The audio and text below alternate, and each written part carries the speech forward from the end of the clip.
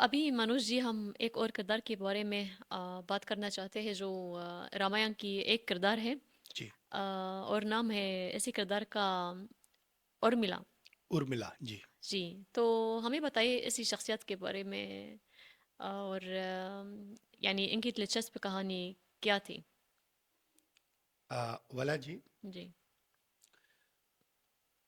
सबसे पहले तो मेरी तरफ से आपको बहुत शुभकामनाएं कि आप थैंक इंडियन यू। माइथोलॉजी को इस तरह से महसूस करती हैं, जी। आप जानना चाहती हैं। बिल्कुल। तो ये जो उर्मिला चरित्र है हमारे रामायण का, ये बड़ा अद्भुत और बहुत ही महान चरित्र है। अच्छा। हमारे रामायण के नायक भगवान श्री राम, हम्म। उनकी जो पत्नी है माता सीता, अच्छा। श्री राम जी के भाई हैं हम्म। लक्ष्मण, हम्म। और सीता जी की बहन है उर्मिला। क्या बात है। यानी एक तरफ राम के भाई हैं और एक तरफ सीता जी की बहन बहन। है। तो दोनों की शादी होती है, और अच्छा। शादी होने के बाद, विवाह होने के बाद, जब ये लोग अपने अयोध्या में जाते हैं अपने हम्म। राज्य में, हम्म। तो उनकी एक माँ होती हैं। जो राजा दशरथ थे भगवान श्री राम के पिता, उनके तीन पत्नियां थीं। अच्छा। उनकी जो एक माँ होती हैं, उन तीनों माँओं में हम्म। उनका नाम होता है कैकेयी। कैकेयी। तो कई कई। कैकेयी का जो पुत्र होता है, हाँ लड़का हाँ। होता है भरत। हाँ। तो कैकेयी चाहती है कि मेरे भरत को राजपाट मिले, हम्म। क्योंकि डायनेस्टी में, किसी भी किंगडम में ये परंपरा होती है हम्म। कि बड़े लड़के को राजपाट मिलना रहता है। बिल्कुल वही है। हम्म। तो अयोध्या की परंपरा में श्री राम सबसे बड़े थे, हम्म। तो राम को राजा बनना था, युवराज बनना जी। था। जी। उनके नाम की घोषणा होती है, तो जो कैकेयी होती है, उनके साथ दासी आती है हम्म। जिसका नाम होता है मंथरा। हम्म। मंथरा समझाती है कि अगर राम राजा बन जाएंगे हम्म। तो तुम्हारे बेटे को तो कुछ भी नहीं मिलेगा, सही है। तुम्हारे बेटे को तो जीवन भर नौकर बन के रहना पड़ेगा। हम्म। तो तुम नाराज होकर राजा से ये बात कहो कि नहीं, मेरे बेटे को राजा बनाओ, हम्म। और राम को 14 साल के लिए जंगल में, वन में भेज दो। ओहो। तो जैसे ही घोषणा होती है, तो वो केकई नाराज होकर गुस्सा हो जाती है, और दशरथ जी वरदान मांग लेती है, और हम्म। राम जी को 14 वर्ष का हम्म। वन हो जाता, वन हम्म। में जाने के लिए वनवास हो जाता। हम्म। यहीं से उर्मिला की कहानी शुरू होती है। अच्छा। अब जब राम जी जंगल के लिए चले, तो हम्म। उनकी पत्नी सीता सीता। जी, जी। सीता जी भी कहा कि मैं अपने पति के बिना नहीं रह नहीं पाऊंगी, रह पाऊंगे। मुझे भी इनके साथ जाना है। जाना है। हम्म। तो सीता चल देती हैं। एक पत्नी को क्या चाहिए? अपने पति का साथ। बिल्कुल। जो ऑलरेडी सीता को जंगल में जाकर में कष्ट होंगे, जंगल में जी। जी। महलों की जिंदगी नहीं मिलेगी, लेकिन हम्म। वहां पर अपने पति का साथ मिलेगा। जी। कहते हैं औरत का पति अगर उसके साथ है तो दुनिया की सारी दौलत हाँ उसके पास है। बिल्कुल बिल्कुल वही है। इसी दौलत से उर्मिला जी वंचित रही। हम्म। जब सीता जी तैयार हो गई, तो उर्मिला का बहुत मन था जंगल में जाने का, लेकिन नहीं जा सकी। ओहो। क्यों नहीं जा सकी? क्योंकि जो उनके छोटे भाई थे राम जी के, लक्ष्मण, उन्होंने अपने भैया और भाभी की सेवा करने का काम चुना था कि ये लोग अच्छा जाएंगे। यानी उनके साथ चला गया वो। लक्ष्मण। ओके। तो लक्ष्मण का दायित्व ये था कि मैं अपने भैया भाभी की सेवा करूंगा, रक्षा करूंगा। तो उर्मिला भी ये कह सकती थी कि मैं भी आपके अब साथ नहीं। चलूंगी, हाँ जी। लेकिन उसको लगा कि अगर मैं जाऊंगी तो मेरे पति पर मेरी जिम्मेदारी भी बढ़ जाएगी, हम्म। उसको मेरी भी देखभाल करनी पड़ेगी। हम्म। दूसरी बात यह है कि तीन जो माँ थी उनकी, तीनों माँ वहां रह जाएंगी, पिता जो बूढ़े थे वो रह जाएंगे, उनकी सेवा कौन करेगा? ये भी सही बात। तो उसने सेवा का विकल्प चुना हम्म। बजाय अपने पति के। आजकल की लड़की होती तो कहती नहीं भैया, तुम कैसे, तुम मुझसे शादी करके लाए हो, तुम मुझे छोड़ के कैसे जा सकते हो? हम्म।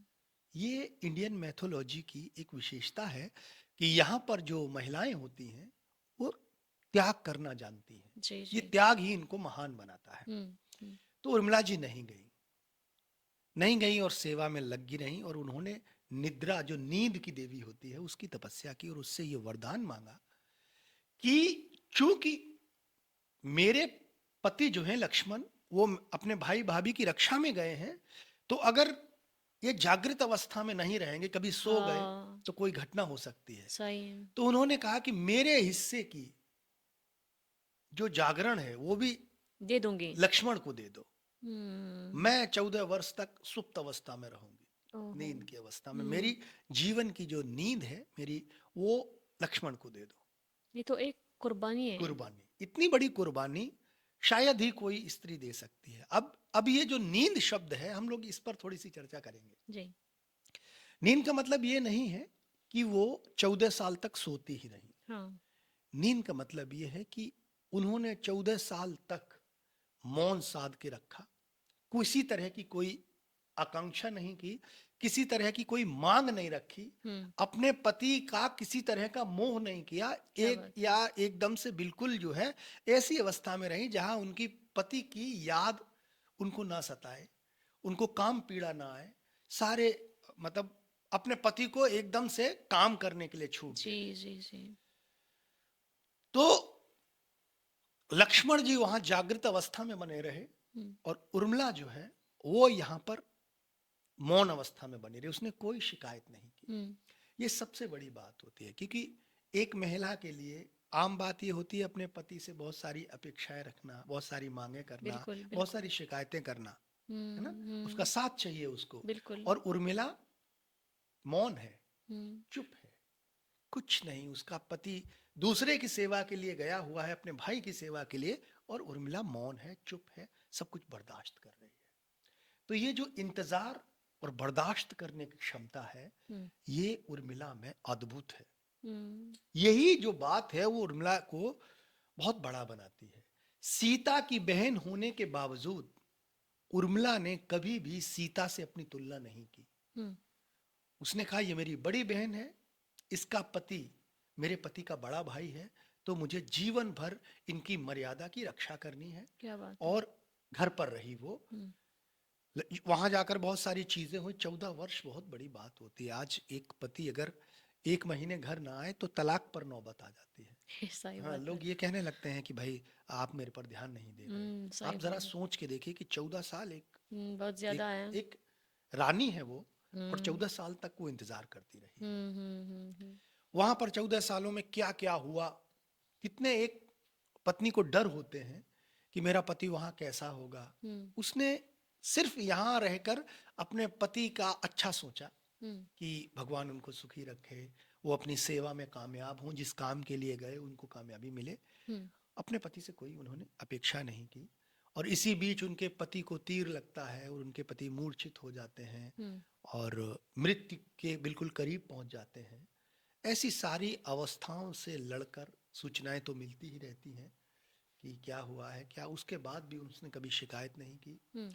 सिर्फ ईश्वर पर भरोसा रखा और अपने विश्वास पर भरोसा रखा कि मैं, मेरे पति आएंगे जब लौटकर तो बिल्कुल सही और सकुशल लौट कर आएंगे, उनको कोई क्या बात दिक्कत है। नहीं होगी। क्या बात तो है। इन 14 वर्षों में जो उर्मिला का त्याग है वो अद्भुत है, विलक्षण है।